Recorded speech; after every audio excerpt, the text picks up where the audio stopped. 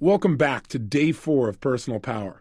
Hey, I want to congratulate you on your commitment and keeping it to follow through each and every day and build one success on the day before.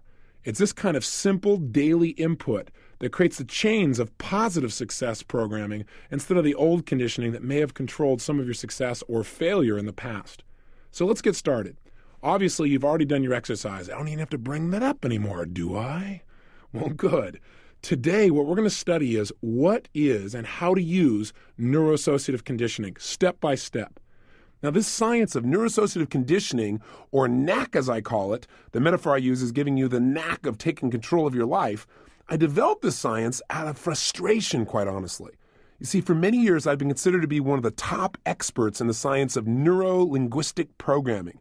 And that was a science that I originally studied with its co-founder. I didn't develop it, but I really mastered what he taught. And I was incredibly impressed by the work. It allowed me to make changes in people with lightning-like speed, changes that for years they've been trying to make in their own life but have been unable to do. In fact, I became rather famous in a short period of time by getting on national television and basically challenging other therapists, saying, bring me your worst patient, give me somebody that you have difficulty with, or give me somebody out of your audience right now that's got a lifetime problem, maybe a phobia, for example, and I'll eliminate that problem right here on television over the next 30 minutes. And it wasn't a magic bullet. It didn't work in every case. But fortunately, it worked every time I was on TV. And that really helps. But the bottom line is I got frustrated where it didn't work. I began to wonder, okay, why isn't it working in this situation? Because I was looking for the cure-all, if you will. And I also noticed something else that bothered me about NLP, and that was that a large number of the people that were involved in it became almost, it became almost like a religion, where it was like that was the only answer. And I wasn't for that because I could look around and see that every kind of therapy works. I don't care what it is you want to change in your life. You always want to change one of two things. You either want to change how you feel about things, or you want to change your behavior. You say, no, Tony, no, that's not what I want. I want to change my money situation. Well, the only way you're going to change your money situation is by changing the way you feel and the way you behave. Does that make sense? So I've noticed that I don't care what the problem is, whether someone was raped, they've had a tremendous fear trauma growing up, it was a situation where they were physically harmed, something they were emotionally harmed, it was a bad set of habits. I don't care what it is you want to change in your life. You had a poor relationship with your mother or father. Every form of therapy works some of the time. So rather than making all the therapies wrong, I find out what really did they all have in common that made them successful when they were successful. And then once I discovered that common element, how could we make that happen more rapidly and with less pain? Those are my criteria for success. So let's take a problem. Let's say, for example, you had a problem with your father and you felt like you're overwhelmed by them, like he controlled you and you can't express yourself because you are always in a subservient position. And now you live that way in your daily life and you see it doesn't work because it doesn't allow you to express your feelings. You don't go for it 100%, you feel shut down. How would you deal with that? Well, there are a zillion ways using various types of therapies. Let's take a look. We've already said that what we do is based on what we associate to things. So again, if you associate expressing your opinions is going to equal pain, you're not going to do it. So what is the therapist's job? Get you to associate that expressing yourself could mean pleasure and not pain. That not expressing yourself would mean pain. What are the various ways of going about that? Well, one would be to use Gestalt therapy. In Gestalt therapy, what would you do? Well, they would take you in and the therapist would understand that a lot of the frustration and challenges in your life come from your beliefs about your relationship with your father and what you can and can't do. So what would this good Gestalt therapist do? Highly likely they'd pull out a chair and they'd say, see this chair? This is your dad. You got to change how you feel about him and realize you're in power. So I want you to turn that chair and pretend you're Sam Kinison. Now, he may not describe it that way. What he'll tell you is, I want you to scream and yell, let him know how you really feel. Let him know that you're in charge. Let him have it. And so you go, well, Dad, I don't feel like you gave me enough space to communicate. And they go, no, express how you really feel. Let it out there. Yeah. And sure enough, finally you may get you emotional enough. You're going, Dad, I'm in charge. I'm a big person now. And you know what? As silly as this sounds, it works. If you really think that chair for a moment, if in your head you associate that's your dad and you feel strong, there's your dad and you feel strong, and there's your dad and you feel strong, for the first time in your life, when you think of your dad, you may feel strong, be able to express yourself clearly. So it does work, as silly as it may sound. Now, obviously, this is a generalization about Gestalt, but it gives you a good picture. Now, let's try another form of therapy. Let's say you got the same problem, but you go to rational emotive therapy. There, a competent therapist is going to teach you that your frustration is not having anything to do with your boss or your dad or your brother or your sister, but specifically it's not your dad. It's caused by your own irrational beliefs about your dad. Now you have the pain of feeling stupid for believing all this crazy stuff, and it's also making you suffer a little bit. And so your brain finally says, I don't want that pain. And he says, look, if you just change your beliefs, you can feel better. And through this conversation, if you trust the therapist and if they're competent enough, pretty soon you may change what you associate to your relationship with your dad. Sure enough, your behavior changes again. But notice what has changed when it works, because it doesn't always work. The neuroassociation has changed. That's when the therapy works. When you now have a new meaning for what being with your dad means. You have a new meaning for a relationship. Let's try another approach. Let's say you try Rogerian counseling. There, the therapist listens and reflects back what you say about yourself with your father, with unconditional positive regard with you and without any judgment for you. He or she will tell you that you have the resources within yourself to solve the problem. And what they'll do is create a place for you to feel very, very appreciated and loved, hold you in a very strong and respected light, and as you feel better about yourself and you talk about this, you have a kind of reputation to live up to. And as a result, pretty soon you may begin to change your associations in your mind about who you are and what that relationship really is. As a result, bam-o, all of a sudden the change you wanted has happened. You feel freed. Now you can go out and communicate and be who you are. Again, simple approach. Let's say you got the same problem. You want to go for Freudian therapy, or as we call it, non-directive therapy. There what happens is you lie on a couch and talk to yourself for about 4 or 5 years. I'm being only slightly exaggerating here. And what happens, though, is that you say things, you ask questions, and all they do is reflect them back to you, get you to think about them. And by reevaluating your life in so many different details, and you're feeling different now than you did then, eventually, hopefully, you make new neuroassociations.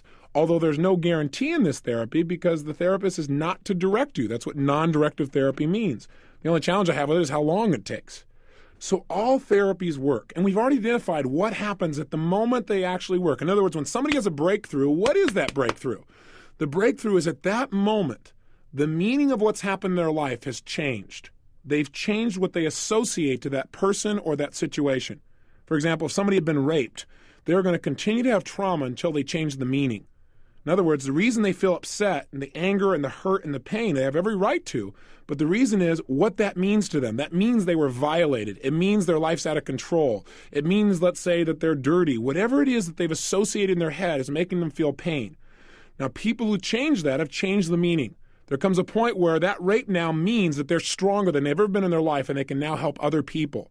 Or that rape now means that it'll never happen again because they know how to handle themselves. Or that rape means it's a chance for them to expand. I don't know what it is. It's different for every person. But if the meaning doesn't change, the person's life doesn't change. There's a gentleman by the name of Viktor Frankl who wrote a book that you should read. It's called Man's Search for Meaning. Fabulous book. Viktor Frankl was a psychiatrist of Jewish heritage who during World War II had the unbelievably unfortunate experience of being locked up in a Nazi concentration camp where death seemed certain. Now, the interesting thing that happened there is while most people just gave up and died, he somehow, through a series of experiences, began to trigger and associate to being in that camp the possibility of power and pleasure. What do I mean by that? Well, what he noticed was that maybe 1 out of 25 people were going to live. But he wanted to know what made that 1 out of 25 make it while everybody else around them died. And as he began to study and pay attention and talk to these people, he found that the difference is what they associated to their experience in the camp. For most people, being in the camp meant instant death. They gave up right away. Or they began to think about and focus on continuously, why has God done this to me? Why am I going through all this pain? The people who survived developed a reason to do so. That is, they developed a meaning for their suffering. In other words, instead of just suffering for no reason, which means ultimate pain, they said, I am suffering so that I can come back and tell the story to my children and make sure this never, ever happens again on earth. And for them, the ability to come back and tell that story, the ability to touch the future, was enough pleasure that it enabled them to create a meaning out of their present pain. In other words, if they could just hang in here through this pain, the ultimate pleasure in the long term would be worth much more than the pain they were going through. They had a reason to live. They had a meaning.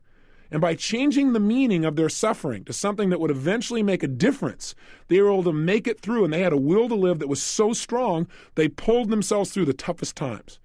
I'm here to tell you that what we've talked about on the last 2 tapes is nothing but changing meaning. Changing the meaning of dieting to pleasure instead of pain. Changing the meaning of developing your own business to ultimate freedom instead of massive risk and potential loss. Changing what stopping smoking means. For most people, stopping smoking means, oh my gosh, I may gain weight. Oh my gosh, I'm giving something up. And as long as you're giving something up, it means pain. Changing it instead to freeing yourself. Changing your associations or the meaning of what a relationship means. From it's a leash around my neck that takes away from my freedom to it's one of the most empowering, fun, powerful, transforming experiences I could pray for in my life.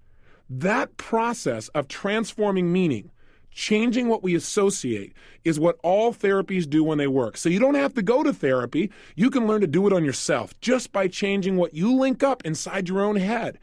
Having seen that the real difference, what changes people, is when they change meaning, what I began to do was analyze, well, how come some people did that in 1 session and some took 7 years? Well, part of it was the approach, obviously, the type of therapy that was used, but also part of it was, where was that person and their level of commitment to making a change? I know some people, you could change them in a heartbeat. Didn't take any effort at all. Other people, boy, you really had to push. And some people never seemed to want to change at all. They kept coming, they'd want to pay somebody, they want to go talk to the therapist, but they don't really want to change. So I began to look at what was it that got somebody to the point of really making the change in this session so that I could develop a way to create results in people literally in 1 session instead of 500. When I taught NLP, neuro-linguistic programming, people would come see me and they'd want me to change them. And I would. I'd go in there and change their associations, and it really worked. But I also noticed that in some cases, not most, but some, after a couple of years, the change would go back. Let's say somebody was smoking and I got them to link to smoking, massive pain, and to not smoking, pleasure. Well, once that happened, sure enough, their behavior changed. Their brain needed to avoid pain, so it avoided cigarettes, and it wanted pleasure, so it moved towards the new behavior that we installed. But the whole idea of programming basically set me up. And that is, I got people actually thinking that I was doing something to them that they couldn't change back, which is not true. 2 or 3 years later, they needed some new way of changing the way they felt, and they went back to cigarettes for whatever reason, and they could go, see, this stuff doesn't work. And I'd say, what do you mean it doesn't work? It worked for 3 years. They go, yeah, but it didn't work forever.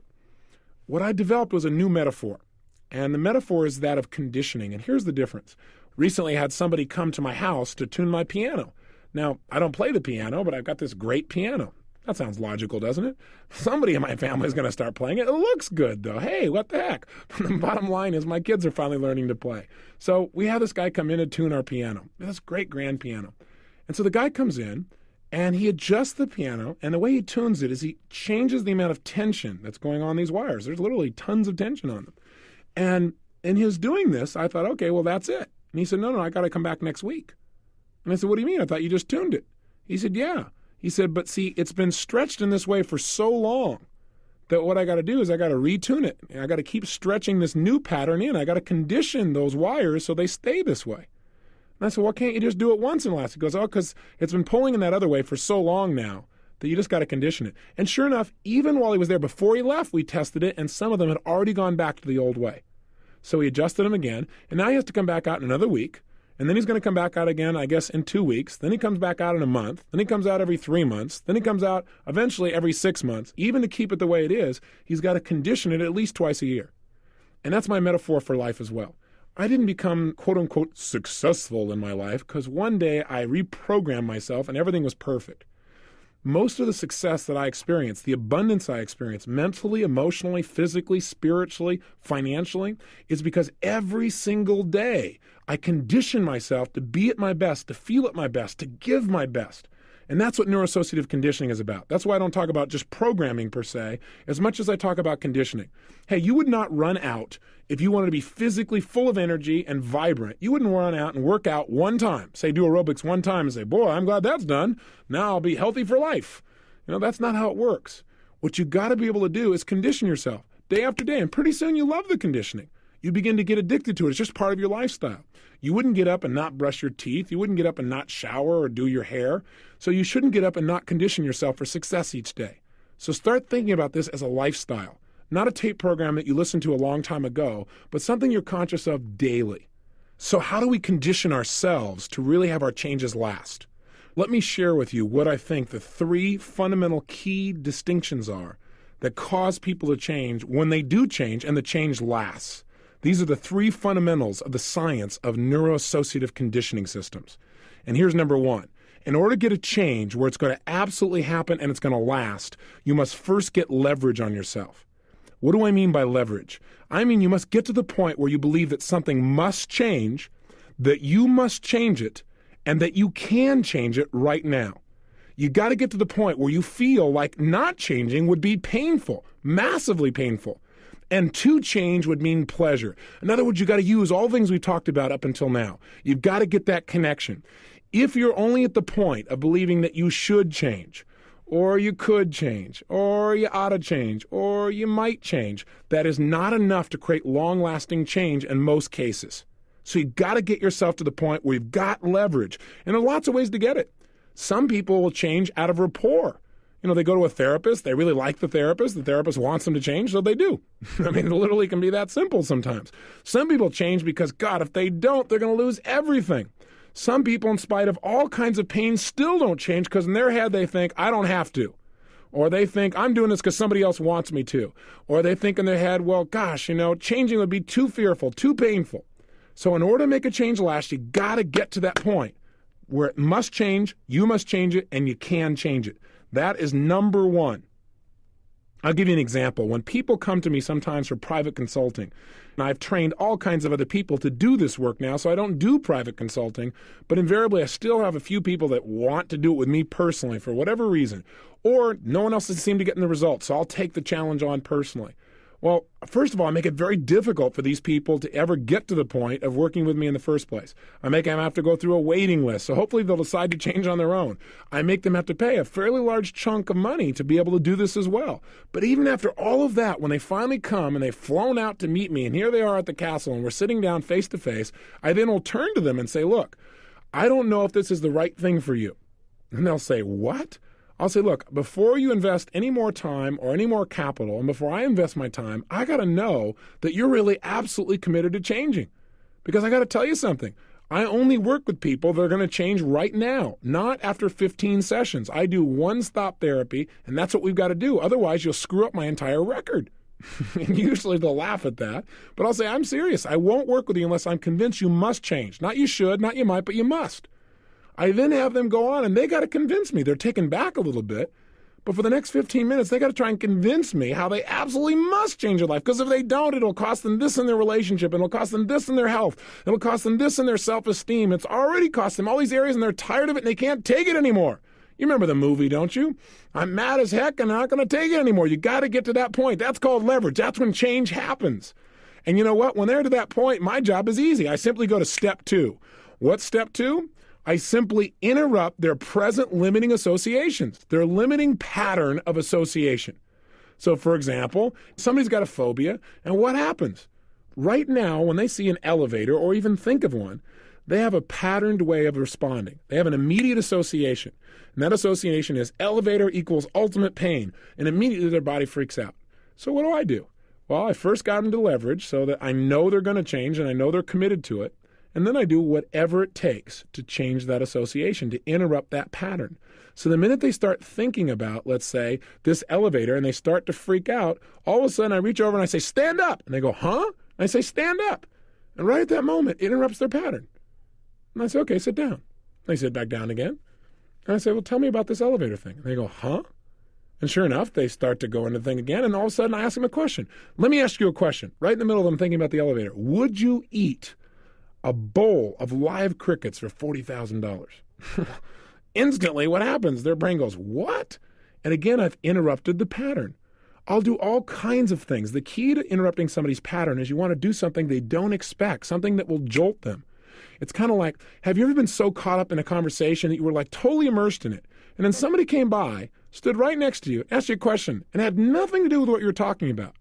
In order to answer them, you went over here and answered them, and you came back, and you couldn't remember what you were talking about? Have you ever had that happen? Even when you were like real committed to talking about this particular thing, what it did is that person interrupted your pattern, and it was hard for you to get back to it.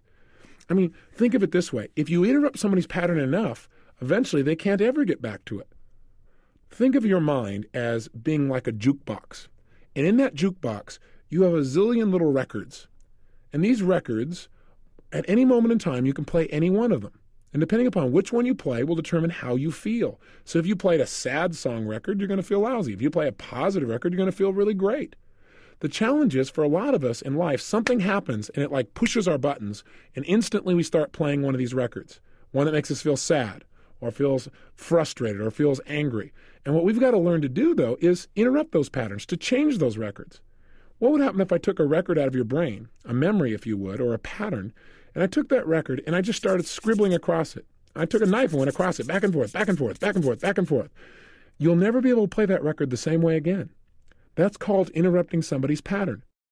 I'll give you another simple example. I was doing a seminar one time, and this woman came up to me. We had just done a session, it was pretty powerful, on relationships. And she came up to me and she said, Mr. Robbins, she said, I've got this problem with my husband and I, and she began to cry like crazy. Now, I really care about people very deeply. So initially, in the early days of my really working with people, I would immediately say, hey, please relax. It's okay. Please don't worry. Whatever it is, we'll work it out. But you know what the problem with that is? That's what everybody does. So rarely does that interrupt somebody's pattern. In other words, they expect you to say it's okay. And it doesn't usually change the pattern. They go, well, yeah, I guess you're right. And then they go and run the pattern again. Does that sound familiar? So what I now learn to do is jolt people, to literally interrupt their pattern so they can't get back into it, to change their neuroassociation radically. And I do it in some pretty outrageous ways. So she comes up and says, Mr. Robbins, my husband and I, we go, and she starts to cry, and I was drinking a glass of water. So I took the glass and went, shh, and I dumped this water on her. She jumped about 4 feet. She said, what, are you crazy? What are you doing? I said, oh, nothing. And I just smiled. And I said, tell me about you and your husband. And she said, what? And now she's laughing while she thinks about her husband and herself. Ah, a whole new pattern. And she goes, what are you talking about? I said, well, tell me about you and your husband. And I smile and I drink a little more of my water. She goes, you're a little crazy. I said, well, that's true, but go ahead and tell me. So she thinks for a few moments and she goes, well, my husband and I, and all of a sudden she's fine about it. Well, we've been having some problems. And I said, but no, you were crying before. Remember, you were crying. And I tried to get her back there and she said, oh, yeah, well, that's because of it. She started crying again. I took my one, shh. I nailed her again. I mean, this time her makeup is kind of dripping, right? There are people standing around. Now, by the way, you shouldn't try this unless you've got some strong rapport skills as well, right? And got a strong connection. But she knew I cared, even though I seemed a little crazy. And she started laughing. She goes, what are you doing? That's crazy. And she's dripping the stuff off her face. I said, nothing. Just tell me about you and your husband. She said, oh, we're fine. I said, no, come on, tell me. I got to tell me one more time. Well, a little bit more water. After that, anytime she thought about her husband, she started to crack up. She said, we're absolutely fine. That's called leverage and interrupting somebody's pattern. The water was the leverage, and the pattern interrupt happened over and over again until pretty soon she couldn't play it again. When she thought about her husband, she started to laugh. And out of laughter, she was able to come up with some better solutions on her own. She wasn't stuck in the pattern. Does that make sense? We've got to interrupt our pattern to create new results. And that's exactly what this is about. The third key to creating a long-term change then is, once you've got leverage, it must change. Once you've interrupted your present pattern, then the third key is you've got to condition yourself to have a new association, a new empowering association. So what I got this woman to do, for example, was I got her to link laughter to her relationship. By having laughter, all of a sudden, again, she's able to deal with the situation. Or with somebody with a phobia, I get them to think of times in their life when they felt incredibly strong and powerful. And I get them to associate feeling strong and powerful to, let's say, taking the elevator ride. And I do it over and over again and condition them until pretty soon when they think of the elevator ride, they feel powerful. What happens? They feel differently, they behave differently, the problem is handled. And this can be done with virtually anything as long as you get enough leverage. Let me give you another simple example of this. I was doing a seminar one time, and I was telling the audience basically what I've shared with you, that the bottom line in life is that if you're not doing something, it's because you associate more pain to doing it than not doing it. Now, I had a woman who raised her hand and said, look, there's an exception to that. She says, for example, my husband and I, we'd like to get together and spend more time, but we just don't. I said, well, why don't you? She goes, well, we just can't. I said, you mean you aren't committed to? And she said, no, well, I guess you're right. We aren't 100%. I said, if you were 100% committed, could you find a way to spend time together? She said, well, of course. I said, then why don't you? She goes, well, I guess because we're not committed. I said, why not? And boy, that opened up something. She said, well, I don't know. I just, I love my husband, but I can't commit 100% to him. I said, really? Well, let me ask you a question. if you don't commit to him, there's only one reason. You think committing is going to mean more pain than not committing. Is that fair? She thought for a moment. She goes, well, I guess that's true. I said, how come? Where did you get that thing linked up in your head? And what turned out to be was that when she was growing up, she gave 100% in her mind to her family. She gave 100% in her mind to her parents. She loved them 100%. And she felt like here she was giving, and was totally committed to loving them, but she didn't feel like they gave back. She felt unloved. She felt like they didn't reciprocate. And so as a result, she felt these tremendous feelings of loss. And that meant a lot of pain for her. So somewhere along the way, her brain linked up. If you commit and love somebody 100%, then what's going to happen is it's going to mean pain to you. She wasn't even aware of this consciously. But now all of a sudden it was affecting her relationship with her husband, where they had drifted apart. They weren't spending time together. Part of it was just not feeling 100% committed, not being willing to give 100% of herself emotionally and physically and spiritually in being with her husband. So how do you help her to change her neuroassociation? What's step one? Do you remember? Get leverage. So I had to help her get to the point where she believed that she must change this pattern. So I said, well, let me ask you a question. I didn't tell her she must change it, by the way. I got her to tell me. I said, if you don't change this pattern, if you still don't commit to your husband, how will it affect your relationship over the next 3, 4, 5 years? Well, she thought for a moment or two, and she said, well, I think it would mean divorce. I said, how come? She said, well, if I'm not committed to him, if I don't love him 100%, he's got to feel that. And if he doesn't feel loved at 100%, then he probably won't give me 100%, and then I won't feel loved, and then that'll make me mad, and that'll just generate all kinds of problems. I said, isn't that what's already happening? And she said, yeah, it is. And so what I got her to do is begin to associate what? Pain to her present behavior, to her present pattern, so that she'd absolutely feel like it must change now. And we went more and more and more until she began to tell me if she didn't do this, how what a lousy role model it would be for her children, and how even if she divorced him, no man would ever feel totally loved by her or would ever commit to her if she wasn't willing to commit. Till pretty soon there was so much pain associated with not changing, she felt like she had to. And I said, if you were to change, what would happen? And she said, well, gosh, there's a good chance that if I did change, that he, in fact, would, give all his love to me too, and our relationship would get better, and our home life would be better. And she went on and on and on with all the pleasure. I had accomplished step one without a doubt. So now I had leverage with her. She knew she must change, but she still had that pattern, that fear that said, yeah, if I don't change, it's going to mean pain, but what if I commit and I give him 100%, but he doesn't love me back?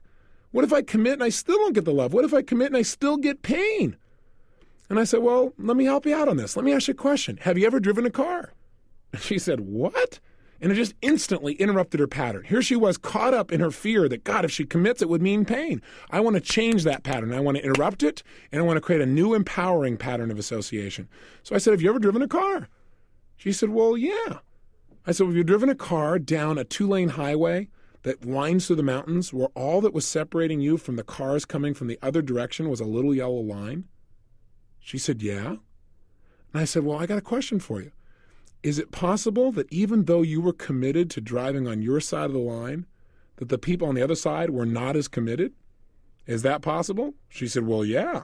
I said, do you have any guarantee that just by your being committed to stay on your side of the line, that they're going to stay on theirs too? She said, well, no. I said, in fact, is it possible that you could experience a lot of pain driving a car like that? That the cars that are coming the other way, 55 miles an hour, might accidentally, even without meaning to hurt you, come on your side and crash and kill you instantly. Is that possible? She said, well, of course. I said, then I got a question for you. How could you possibly drive on a road like that? How could you possibly drive through the mountains knowing there are cars of people you don't even know who are coming down the highway at the opposite side when you don't even know they're committed? And then I smiled, because she just said she didn't know her husband was committed to her. I said, how do you do that? How do you drive down a road and commit to your side not knowing what they're going to do? She said, well, you just got to trust. I said, oh. I said, what happens if you don't trust? She said, well, then you can't get from here to there. Then you're trapped. I said, oh. And what she began to do was create a new association, that she was trapping herself. I said, you mean you can't have what you want if you don't just trust and commit? She said, yeah, I hear you. I hear you. That's true. So what did I do? I interrupted her old pattern, and I simultaneously helped her to create a new one. And I said, let me ask you a question. What's the best way to receive love? She said, well, to give love. I said, well, when you're being totally loving, do you usually receive love even without trying? She said, oh, yeah. And I got her to associate that committing and giving love meant receiving tons of love. At the end of this point, I said, let me ask you a question. What if your husband doesn't commit to you? What if you give him 100% and he doesn't give back? She said, well, look, some man will appreciate it. And if I'm always giving, I'm going to have a man in my life who appreciates it. There's no doubt about it. And I said, so what are you committed to doing? She says, I'm committed to go give him 1,000%. Give him everything I got of myself. If that scares him, I'll give him even more. If that scares him, I'll give him even more. And if he disappears and runs off, well, that's his loss. But I'm going to really go for it 100%. And she did. Simply by changing her associations. Go through the 3 steps. Get leverage. Get where you must change. 2, interrupt the pattern. 3, create a new association that empowers you. Now, I could have gotten the same result using Gestalt therapy, rational emotive therapy, virtually any form of therapy, but I'll tell you what the key is. The key is the distinctions about leverage and interrupting people's patterns. That's the key to making the change. I mean, I'll give you an example. Recently, I heard on the late night on the news there was an advertisement for a television program. And on this morning television program, they said they were going to have an expert who does 5-minute phobia cures. Well, that's pretty much how I became famous. I got on television and basically eliminated people's phobias right there on camera. So I figured, hey, maybe it's one of my students. Or maybe it's one of the psychiatrists or psychologists I've trained. The next morning, I tuned in on the show, and it wasn't one of my own students. This guy had a totally different technique for eliminating phobias. And here's what it was. First of all, they brought this man on. He was a psychologist. And they brought him on, and they said, look, okay, he's going to eliminate this man's phobia. And the man came up, and he said, this man has a phobia to snakes. Sir, how do you feel about snakes? And the man said, not very good. And I thought, wow, major phobia. When I deal with people with a phobia, I look for somebody who's out of control, somebody who's screaming and that stuff. I thought he didn't exactly pick a real challenging subject, but okay, here we go. So then he's going to test it. So I figured, what I've done on a regular basis is go out and I grab a real snake and just scare the heck out of somebody and see that it really works. And then I test it afterwards to see if it works by handing them the snake and having them wrap it around their body. In fact, I did it with a giant boa constrictor on a couple of television shows that when I first saw the boa constrictor, I had to work on my neuroassociations. But anyway, the bottom line is this guy brings out a plastic snake. And he brings a snake and he pushes it in front of the guy and goes, ugh. The guy looks and goes, oh. And I thought, all right, well, let's see what he's going to do. So sure enough, this is on national television. Sure enough, the guy reaches out and he goes, what I'm going to do with this man is a technique called temporal tapping. What he does is he has the man stand there and he says, okay, sir, I want you to think about snakes. And he takes his fingers and he starts smacking this guy on the side of his head on his temples. He goes, wham, wham, wham, think about snakes. Wham, wham, wham, think about snakes. Wham, wham, wham, think about snakes. Wham, wham, wham. Well, after doing this about 5 or 6 times, the guy goes, do you feel any different? The man goes, yeah, my head hurts. He said, but do you feel any different about snakes? He goes, well, I don't think so. He goes, all right, think about snakes. Wham, wham, wham, think about snakes. Wham, wham, wham. And what is this man doing if it works? He's interrupting this man's pattern of association in his nervous system. Are you following me? In other words, this man used to think of snakes and get this unbelievable painful fear feeling in his gut. Now instead, he's got this pain in his head. Now that may not sound like much, but it is a change, and it will take him out of fear. Well, the guy did it over and over again, and it didn't work. All of a sudden, this psychologist breaks out into this massive sweat on national television. He's having a pain called failure on national TV. And all of a sudden, my heart goes out to him. I thought, nobody wants to be in this situation, right? They say, all right, we're going to cut to a commercial, and then we'll come back. And meanwhile, he's still going, think about the snakes, wham, wham, wham. Think about the snakes, wham, wham, wham. Well, when they come back from the commercial, we don't see the man with a snake phobia, and there's no mention of what happened. Instead, there's a new woman here, and she has a phobia to ladders. And so he says, okay, now think about ladders, wham, wham, wham. Think about ladders, wham, wham, wham. Think about ladders, wham, wham, wham. And he keeps doing this over and over again. He says, do you feel any different? She goes, well, yeah. He goes, now, and you could see she did feel different. She didn't look scared. Think about ladders, wham, wham, wham. After 3 or 4 minutes or 5 minutes of this, maybe a little bit more, they finally bring out this ladder, and they ask her to climb up it. Well, she walks over. She goes, yeah, I think I can do it. I feel different. She takes a step on the first step, then the second step, then about the third step, and she kind of gets a little scared, but she kind of stays on the third step, and then she comes on down. Well, the audience claps like crazy, and the host of the show comes over and says, hey, that was really great. Well, you must really be proud of yourself. She goes, yeah, I'm not only proud, I'm excited. Because you know what? My husband said that if this therapist guy could help me, and I could get up at least 3 stairs, that he'd give me $100 shopping spree, and he would paint the whole house. Interesting. She walked in with leverage. It was a must for her, because for her, being able to do this meant she could have lots of pleasure and get out of some pain. Pretty hot deal. So no wonder step 1 was handled. So all this man had to do was step 2 and step 3 fell into place. And the problem is when you go to a therapist and it doesn't happen, it's because they don't have leverage on you, or they haven't interrupted your pattern, or you haven't created a new pattern. So just go through those steps for yourself, and you probably don't need a therapist 99.9% of the time. And I think most therapists would agree with me on this. What's interesting about this story, though, is the host turned back to this guy, and they had like 3 minutes left in the show. And he said, well, 1 out of 2 sure isn't bad. That's a pretty good deal. But why don't you go here and work with John some more, because we didn't get the result with him. Let's see if you can pull it off. And he goes, no. He says, I think John's problem is that he's sick, and he's probably got a virus, so that when I'm doing this, it's affecting his way his body is processing this. And John says, I don't got a virus. And he says, well, he may not know it, but he probably has one. John says, no. The host says, well, come on over. Why don't you go ahead and work on him anyway? And the guy goes, oh, all right. And he gets up there and wham, wham, wham. Think about snakes. Wham, wham, wham. Think about snakes. Wham, wham. Nothing works, right? Finally, at the end, right, the guy's sweating like crazy. And he said, I think I could help him in private. I think he's just uncomfortable because all these people are watching him. And the guy goes, I'm not uncomfortable. I thought this poor therapist, he's getting beat up here, right? He's going to have a phobia to going on TV shows after this. But the bottom line is, finally, right, the show's about to end.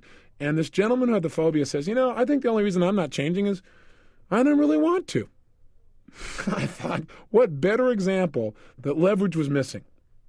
So those are the 3 keys to neuroassociative conditioning. Use them well, and you can make any change you want in your life because you understand the key elements that will make the change happen now, not 6 months from now or a year from now.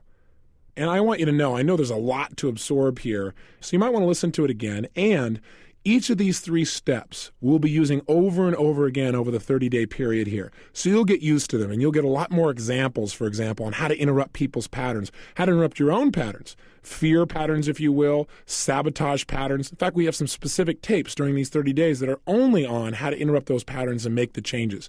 So take heart. For right now, though, let's start to use this at least. Let's begin to get some leverage on ourselves, interrupt our patterns, and create some new associations. Let's start with an assignment. Please pull out your success journal right now. And let's start out by taking those 4 things you wanted to change, 4 things that you should be doing but you weren't following through on. And let's make sure that you really make these things happen. How? Let's get some major leverage on ourselves. Right now, I want you to write down 10 reasons for each one of these 4. 10 reasons why you absolutely must make this happen now. And make sure that the musts include what it'll cost you if you don't, and all the great stuff you'll get by doing them. And we kind of started this process, but let's really hone it in so you feel major leverage that this is something that must change, you must change it, and you can change it and will right now. Write down why you absolutely can change this. In other words, make sure that that first step of leverage is absolutely handled. Second assignment, I want you to make sure that you interrupt your own pattern. And the way you're going to do that is I want you to write 4 or 5 ways that you can interrupt your negative patterns. So for example, if you overeat, I want you to make one of your assignments to go to a gathering and not eat anything. Go to lunch with someone, have a social meeting, have a conversation, and experience the pleasure of being at a meal without having to eat to get the pleasure. Or let's say you're in the middle of an argument, and right in the middle of the argument, you have a pattern interrupt now that you've designed for yourself, which says you're going to grab your nose and make a silly noise like whoop, whoop, whoop, something totally absurd. That when you're in the middle of it, the way you're going to get yourself out, you're going to reach up and go whoop, whoop, whoop, and you've got a way to interrupt that pattern massively. It'll also interrupt the pattern of the people around you. In the middle of your arguing like this, also you reach up your nose and go whoop, whoop, whoop. That will definitely change their state. They'll be wondering what's wrong with you, but they'll also begin to laugh, and you'll get caught out of the pattern. You won't get stuck. For example, have you ever been so caught up in a pattern of arguing, for example, you forgot what you're arguing for, but you knew you had to win? Well, this is the way to get out of it. Interrupt the pattern. Do something hysterical, do something weird, do something funny. But specifically, right now, make a list of 4 or 5 pattern interrupts you could do. You might want to create some of these for your relationships. For Becky, my wife, and I, we created these early on. I said, look, I don't care how much people love each other. I said, sweetheart, there are going to be times when you feel differently about things than I do, or we may get caught up in that pattern of arguing. I think spirited debate is a useful tool at times, but I want to make sure we never get caught in that point where we start getting so mad that we start saying things that we're both are going to regret later on. So why don't we work this out? Let's work out a pattern interrupt for each other. So if we ever get to the point where we're caught up in an argument and we're getting a little crazy, a little insane, if one of us gets sane even for a moment, we realize this is stupid, then that person is to interrupt the other person's pattern. And we made an agreement in advance. of something that we could whisper in that person's ear, and no matter what was going on, we just let go of it. Even if we knew we were right, we were just to let go of it at that moment, and we come back to it later on when we're in a better state of mind. But pattern interrupts can save a relationship. They can make things really work. The more you can do that, interrupt your own patterns, the more power you have over yourself. Here's the third assignment on this exercise. Create a new association to the change you want. In other words, whatever change you want to make happen, make sure you link tons of pleasure. And one way to do that is just think about all the things you're going to gain in your life and feel the gains. All the things that are going to be more pleasurable, all things that will be better by you making these changes. And do it over and over again by repetition. So whenever you think of it, you think of all the great things you're going to get. As a result, that new association will stay and things will change. So the assignment is, first get leverage on yourself. Write down 10 reasons why you absolutely must change this behavior or action. Also write all the reasons why you know absolutely that you can do it. Number 2, design 4 or 5 ways to interrupt your patterns, 4 or 5 ways to get yourself out of a limiting association. And then thirdly, over and over again, condition yourself. Think about things over and over again. Feel them and think about them until you have a new association that gets you to follow through, and it's effortless, where you want to do it consistently, where you feel compelled and driven. Have some fun with this. I know it's new. So was riding a bicycle at one time, and you may have fallen off in the beginning, but you didn't go, oh, I'm a failure. You just got up and did it again. So if this feels a little awkward at first, that's okay. Just go for it. And as we do it over and over again, you're going to get good at it where you don't even have to think about it. You can just produce the result. Go to work, or to play, if you will. I'll see you in the next tape tomorrow. Live with passion.